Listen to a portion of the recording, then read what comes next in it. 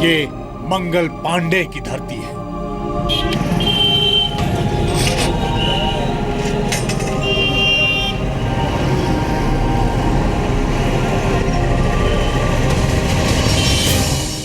ये हिंदुस्तान की आजादी का सबसे बड़ा जीता जागता इतिहास है। अंग्रेजों के खिलाफ 1857 की क्रांति का आगाज इसी बलिया के वीर सैनिक मंगल पांडे ने किया था।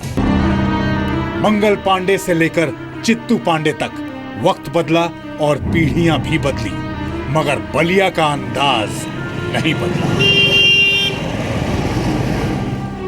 बलिया के लोगों ने आजादी के लिए अंग्रेजों के खिलाफ बगावत की तो देश की सियासत में अपना परचम भी लहराया।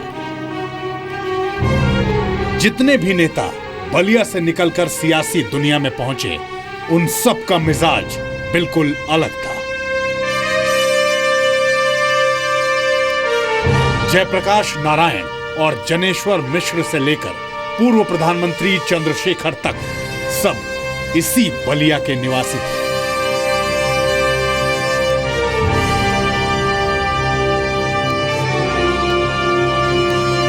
सर, अगर हम कहीं जाते हैं तो कोई भी पूछता है कि आप कहाँ की हो, तो हम कहते हैं बलिया के हैं।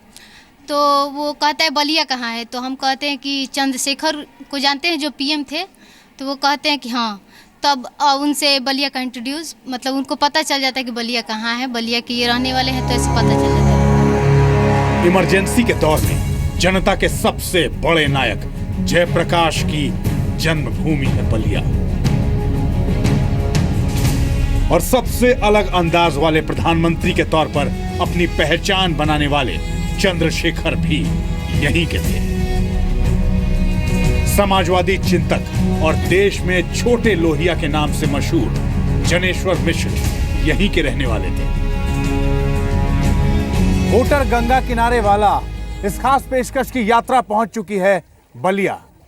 बलिया स्वतंत्रता आंदोलन की धरती, बलिया स्वतंत्रता सेनानियों की धरती, मंगल पांडे की धरती। और जब भारत में केंद्र की सियासत की बात होती है, यूपी के सियासत की बात होती है, तो बलिया के जिक्र के बिना उस सियासत की चर्चा अधूरी होती है। बलिया में रहने वाला गंगा किनारे का वोटर पूरे हिंदुस्तान में खुद को सबसे खास मानता है। इसकी सबसे बड़ी वजह है बलिया वालों का अनूठा अंदाज। यूपी से लेकर पूरे देश में बलिया की बागी और सियासी पहचान है। राजनीतिक विश्लेषण यहाँ के लोगों का शौक है। देश तक की सियासत में बलिया का अहम और अलग मुकाम है। आइए आपको सीधे बलिया वालों से मिलवाते हैं और देखते हैं कि गंगा किनारे वाले इन वोटर्स के दिल में क्या है बलिया के चुनावी मुद्दे और सबसे बड़ी समस्याएं। लेकिन बलिया के वैसे बहुत सारे लोग हैं जो व्यवसायी हैं, जो किसान हैं, जो स्टूडेंट हैं, जो अपने अपने दिनचर्या से वक्त निकाल के गंगा तट पर पहुंचते हैं गंगा की सफाई के लिए स्वेच्छा से। और उसके लिए कहीं से कोई चंदा फंड वो सरकार से नहीं मांगते, राज्य सरकार से नहीं मांगते, किसी डिपार्टमेंट से नहीं मांगते। वो खुद से तय करते हैं और खुद ही एक फंड इकट्ठा करते हैं और उससे गंगा की सफाई का कार्य करते हैं। गंगा को एक केवल भविष्य में मान लिया जाएगा, जैसे कि टाइगर प्रोजेक्ट होती है वैसे ही ये पतला एक नाले के रूप में रह जाएगी अगर इसकी अविरल धारा को ध्यान नहीं दिया जाएगा। तो आजकल उनके घरों में खुशियों की बहार आई है, क्योंकि मेरे शहर में भयानक बाढ़ आई। कहा यह भी जाता है कि जब भी कोई सरकार बनती है, चाहे वो केंद्र में बने या फिर उत्तर प्रदेश में बने, बलिया के लोगों का जो वोट है, बलिया के लोगों की जो निर्णायक भूमिका रही है, वो हमेशा से रही है। और बलिया ने हमेशा देश की सियासत की राह और उसकी दिशा तय की है, चाहे वो देश के सियासत की बात हो, चाहे उत्तर प्रदेश के सियासत की बात हो। चलिए आगे। बलिया में बहती गंगा का हाल और यहाँ के सियासी मिजाज की सिर्फ एक झलक आपने देखी, क्योंकि असली सियासत तो वहां से शुरू होती है जहां पूर्व प्रधानमंत्री चंद्रशेखर चाय पर चर्चा किया करते थे।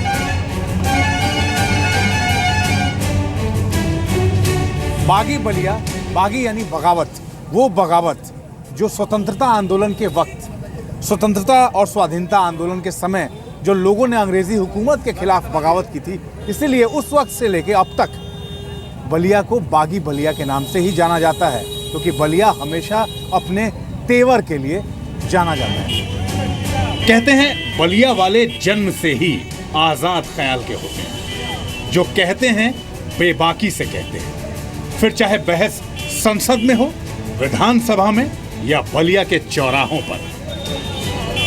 तो चलिए बलिया के चौराहे पर चाय पर चर्चा करते हैं और जानते हैं गंगा किनारे वाले वोटर के दिल की बात।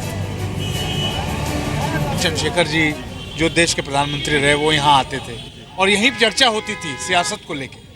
कितनी बदली है सियासत, कितना बदला है सब कुछ उस वक्त से लेके अब तक बलिया में?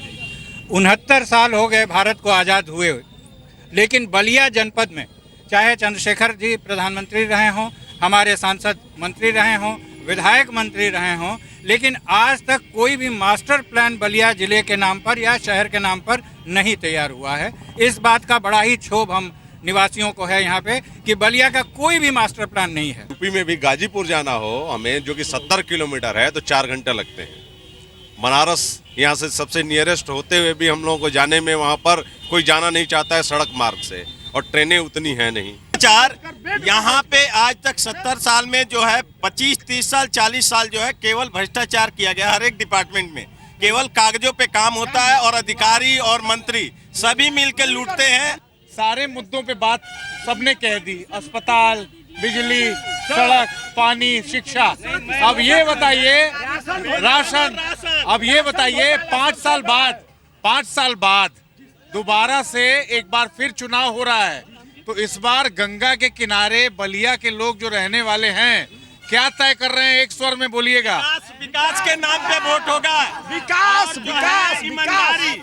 ये बात आप तक इसलिए पहुंचानी जरूरी है क्योंकि जैसा मैंने कहा कि इसी चाय की दुकान पे देश के प्रधानमंत्री चंद्रशेखर जी मुद्दों की बात करते थे, सियासत देश की डिस्कस होती थी, यूपी का विकास जो है उसकी चर्चा होती थी, देश की सियासत पर चर्चा होती थी, और आज भी चर्चा है। लेकिन आज चर्चा में असंतोष है, दुख है, परेशानी है। भारत में साहित्य से लेकर सियासत तक हर स्तर पर बलिया की नुमाइंदगी हमेशा से बुलंद रही है। इसलिए बात जब तरक्की की हो तो नजर युवाओं पर जाती है, और युवाओं की बात हो तो छात्र छात्राओं का नजरिया जानना बहुत जरूरी है। बलिया की युवा पीढ़ी से जी न्यूज संवाददाता ने बात की तो मालूम हुआ कि बलिया की बेटियों को पीएम से लेकर यूपी के सीएम तक से बहुत उम्मीदें हैं। ये बेटियां सरकार और सिस्टम से क्या अपील कर रही हैं, जरा गौर से देखिएगा।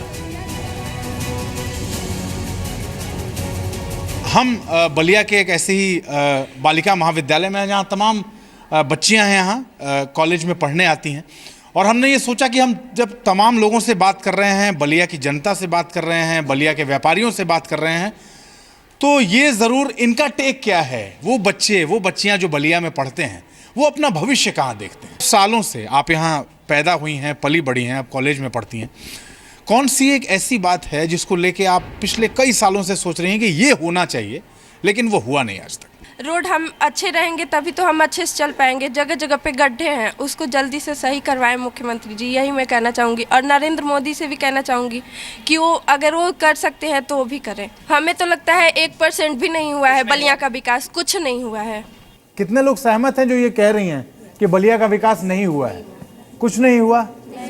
क्या कुछ नहीं हुआ? क्या सोचे थे और क्या नहीं हुआ? इन्होंने कहा, 2 मुद्दे बताए इन्होंने, पढ़ाई की बात की, सड़क की बात की, ट्रांसपोर्ट की बात की, और उसके बाद कानून व्यवस्था भी एकदम यहाँ पे घटिया कानून व्यवस्था है। अगर आप पुलिस को बुलाएंगे तो समय पे कभी नहीं पहुँचती है, उसके 1 दिन बाद आती है। आज भी बलिया में मिल जाती है सारी किताबें? सारी किताबें तो बलिया में नहीं मिलती। कहाँ जाती हैं? बनारस जाना पड़ता है, या फिर बनारस जाओ, इलाहाबाद जाओ, मतलब कहीं भी बाहर से किताबें मंगानी पड़ती हैं हमें। बलिया में तो भरोसा नहीं है कि बलिया में कोई आ पाएगा। जहाँ तक उम्मीद है, और किसी भी महिला की डिलीवरी होनी होती है तो अगर हम फ़ोन करते हैं एम्बुलेंस के लिए, तो एम्बुलेंस आने में पहले कहते हैं पहले पैसा चाहिए, और किसी भी चीज़ के लिए, और वो गरीब हैं तो फिर पैसा नहीं देंगे, उनकी डिलीवरी कहीं भी हो जाएगी।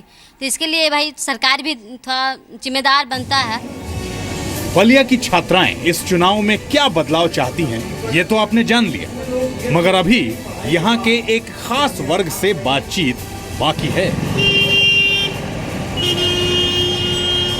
कहने को तो यहाँ ज्यादातर महिलाएं गृहिणी हैं, लेकिन उन्हें भी सियासी रुख के बारे में पूरी खबर रहती है।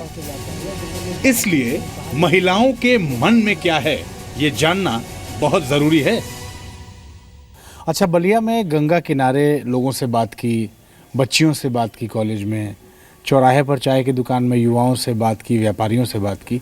अब ज़रा पहुँचे हैं एक घर, गृहिणी हैं, 3 बहुएं हैं, एक सास हैं, और उन्होंने बलिया को कितना बदलते हुए देखा है। नेताजी तावेलन 5 साल में वोट मांगे, नेताजी वोटे मांगे आवला, सब लोग टूट के वोट देला, बाकी नेताजी कुछ करला ना, कुछ करला ना, कुछ नहीं कहले, कुछ नहीं करते। तो क्या कह के गए थे 5 साल पहले? 5 साल पहले कुछ कह के गए हुए कहे के जाइए कि सब कुछ करवाई, हमको वोट दो लो, तो भाई सब चूक धोई के वोट दे दी। अब करे बाद नेताजी फरार हुई हैं तो पता न चली कहाँ गए। तो कई सालों से चलता, ये तो जीवन से चलो, वोट मांगी है, फिर 5 साल बाद आई हैं, तो ऐसे ही चलत रही, ऐसे ही चलत रही। का कहिए, हमन को कौन बॉस बाबू बोला। विकास के नाम पर तो हमेशा लोग घोषणा ही करते हैं, उसके आगे कुछ नहीं होता है ना, बस घोषणा किए, यहाँ शिलान्यास हुआ, यहाँ ये बनेगा, वहाँ वो बनेगा, दिखता कुछ नहीं है, बस कागज ही पे सब होता है। बाहर लड़कियों को पढ़ने के लिए भेजते हैं, डर बना रहता है, हाँ, टेंशन रहता है कि हाँ यहाँ पे कोई अच्छा एजुकेशन, इसके लिए हम लोग को बाहर भेजना पड़ता है लड़कियों को, यहाँ पे हम दिला नहीं पाते हैं। गंगा किनारे वाले बलिया के 17 लाख से ज्यादा वोटर्स ने 2012 में समाजवादी पार्टी को 5, बीजेपी और बीएसपी को 1-1 सीट पर जीत दिलाई थी, मगर 2014 के लोकसभा चुनाव में सांसद बीजेपी का चुना, यानी विधानसभा चुनाव में बलिया वालों ने अखिलेश और मुलायम का साथ दिया, और लोकसभा में बीजेपी और मोदी का दामन थाम लिया। अब ये देखना दिलचस्प होगा कि 2017 के विधानसभा चुनाव में बलिया के बागी मिजाज वालों के दिल में कौन सी पार्टी कितनी जगह पाती है। कोई बड़ा नेता बलिया में पहुंचता है तो यहाँ जब वो भाषण देता है तो भाषण की पहली लाइन होती है कि मैं वीरों के, बलिदानियों की इस धरती को प्रणाम करता हूँ, ये वीरों की धरती है, मैं इसको प्रणाम करता हूँ। ये लाइन उसके भाषण में सबसे पहले होता है। लेकिन बात वहीं आके फंस जाती है कि जब आप कहते हैं, और भाषण में तो आप ज़रूर ये बात कह देते हैं कि हम वीरों की इस धरती को, बलिदानियों की इस धरती को प्रणाम करते हैं, सिर्फ प्रणाम करते हैं। अरे प्रणाम करने से कुछ आगे भी बढ़िए, उसकी बेहतरी के लिए, उसके विकास के लिए सिर्फ वायदे, सिर्फ दावे मत कीजिए, उसके लिए कुछ करके जाइए। इस पड़ाव पर इतना ही, मिलेंगे अब अगले पड़ाव पर। अपने सहयोगी गोपाल के साथ मुझे दीजिए इजाज़त। नमस्कार।